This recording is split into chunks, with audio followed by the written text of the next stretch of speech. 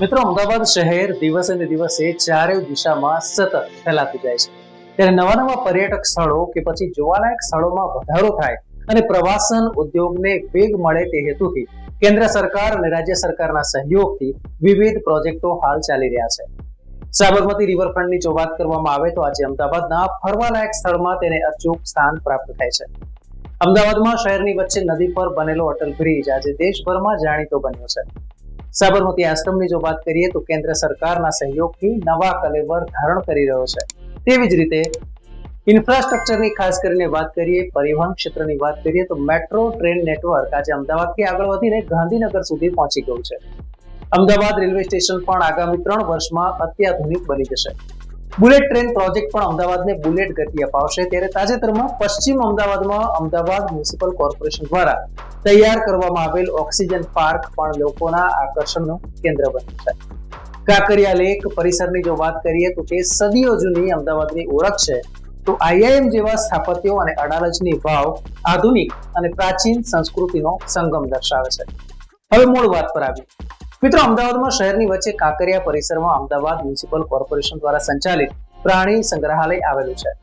આ કમલા નહેરુ પ્રાણી સંગ્રહાલયની 1951માં સ્થાપના થઈ હતી. મતલબ કે લગભગ 7 દાયકાથી પણ વધારે સમયથી તે અમદાવાદીઓ અને બહારથી આવતા મુલાકાતીઓને પ્રાણીઓના દર્શન કરાવે છે. અત્યાર સુધીમાં કરોડો પ્રવાસીઓ તેની મુલાકાત લઈ ચૂક્યા છે. ત્યારે હવે સાસણગીરની જેમ જ અમદાવાદના પીરાણા પાસે આવેલ ગ્યાસપુર ખાતે નવો સફારી પાર્ક બનાવવાનું એએમસી વિચારી રહી છે. જો કે આ સફારી પાર્ક કૃત્રિમ હશે અને હા, અહીં રાત્રે પણ સફારીની મજા માણી શકાશે તેવું સામે આવ્યું છે. આ માટે એએમસીએ ઝૂ માસ્ટર પ્લાન તૈયાર કર્યો છે. દક્ષિણ પશ્ચિમ અમદાવાદમાં ગ્યાસપુરમાં 500 એકરમાં આ સફારી પાર્ક તૈયાર કરવાની અમદાવાદ મ્યુનિસિપલ કોર્પોરેશનની યોજના છે. આ સફારી પાર્ક દેશનો બીજા નંબરનો સૌથી મોટો કૃત્રિમ જંગલ સફારી પાર્ક હશે. આપને જણાવી દઈએ કે છત્તીસગઢમાં રાયપુરથી લગભગ 35 કિલોમીટર દૂર આવેલો એ દેશનો સૌથી વધુ વિસ્તારમાં ફેલાયેલો માનવ સર્જિત એટલે કે કૃત્રિમ સફારી પાર્ક છે. તે લગભગ 800 એકરમાં ફેલાયેલો વિસ્તાર છે.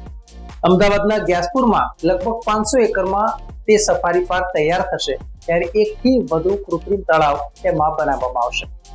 સફારી પાર્કનો સૌથી મોટો ફાયદો એ હશે કે વર્ષે લગભગ 2100 ટન ઓક્સિજન પણ પ્રાપ્ત થશે. આ પાર્ક દેશનો બીજા નંબરનો કૃત્રિમ બાયોડાયવર્સિટી પાર્ક હશે. એએમસી હાલ ડિઝાઇનને અંતિમ ઓપ આપી રહી છે. આ પછી કેન્દ્ર અને રાજ્ય સરકારને મંજૂરી માટે મોકલવામાં આવશે. લગભગ 7 તબક્કામાં તેનું કામ પૂર્ણ કરવામાં આવશે અને આ પ્રોજેક્ટની અંદાજિત કિંમત લગભગ 250 કરોડ છે. આ પ્રોજેક્ટમાં વિવિધ કામગીરી માટે ટૂંક સમયમાં ટેન્ડર પ્રક્રિયા હાથ ધરાશે. ત્યારે આ જંગલ સફારીમાં લોકો રાત્રે પણ રોકાણ કરી શકશે. આ ઉપરાંત પક્ષીઓ જોવા માટે 7 કિલોમીટરનો રૂટ હશે. અમદાવાદીઓને આ સફારી પાર્કનો સૌથી મોટો ફાયદો એ થશે કે તેઓ પ્રકૃતિ અને પ્રાણીને જોવા માટે તેમણે હવે અમદાવાદથી દૂર નહીં જવું પડે. હાલની ડિઝાઇન અનુસાર સફારી પાર્કમાં 1 થી વધુ કૃત્રિમ તળાવ હશે. ગાઢ વૃક્ષો મુજબ જંગલ સફારીની ડિઝાઇન તૈયાર કરાશે. જ્યાં ઓછા વૃક્ષ હશે ત્યાં રેસ્ટોરન્ટ કે કાફે તૈયાર કરવામાં આવશે. પ્રોજેક્ટમાં એક પણ વૃક્ષ કાપવામાં નહીં આવે તેવો પણ દાવો કરવામાં આવી રહ્યો છે. અહીં ગીર જેવી ઓપન જીપ સફારી હશે. દેશના વિવિધ વિસ્તારના પ્રાણીઓ સાથે વિદેશથી પણ પ્રાણીઓને લાવવામાં આવશે અને તેમને અનુકૂળ વાતાવરણ તૈયાર કરવામાં આવશે. સફારી પાર્કમાં વાઘ, સિંહ, દીપડા સહિતના પ્રાણી જોવા મળશે. ઘર જંગલથી ઘેરાયેલા કૃત્રિમ સફારી પાર્કને કારણે વર્ષે લગભગ 2100 ટન ઓક્સિજન પેદા થશે, જે અમદાવાદની હવાને વધારે શુદ્ધ બનાવશે. મિત્રો, સૌથી વિશેષ બાબત એ છે કે જ્યારે આ જંગલ સફારી પાર્ક તૈયાર થઈ જશે ત્યારે ઓપન જીપ સફારીની સાથે સાથે night safari, camping site, adventure activity, jogging, cycle track, restaurant તેમજ કેફે, બાળકો માટે પ્લે એરિયા સહિતની સુવિધા ઉપલબ્ધ કરાવવામાં આવશે.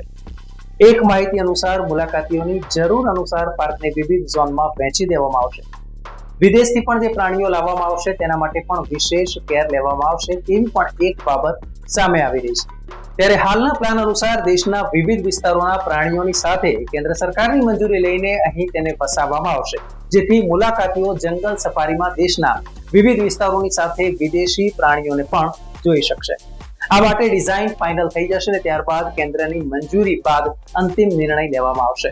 આમ આગામી વર્ષોમાં આ સફારી પાર્ક બન્યા પછી અમદાવાદમાં કાંકરિયા ઝૂની સાથે સાથે ઓપન ઝૂનો પણ લાભ મળશે. અને વિશ્વ ફલક પર અમદાવાદની યશ કલગીમાં ઉમેરો થશે. મિત્રો, આવા જ માહિતીસભર વિડીયો જોવા અમારી ચેનલને સબસ્ક્રાઇબ કરો, વિડીયોને લાઇક આપો. આપ અમારી વેબસાઇટ revoy.in પરથી ગુજરાતી, હિન્દી અને અંગ્રેજીમાં સમાચાર પણ વાંચી શકો છો. ધન્યવાદ. મિત્રો, આપ યુટ્યુબ ઉપરાંત ફેસબુક, ઇન્સ્ટાગ્રામ, એક્સ સોશિયલ મીડિયાથી પણ અમારી સાથે કનેક્ટ રહી શકો છો. દેશ વિદેશના તમામ સમાચારો વાંચવા માટે અમારી વેબ પોર્ટલ revoy.in ઓપન કરશો. ધન્યવાદ.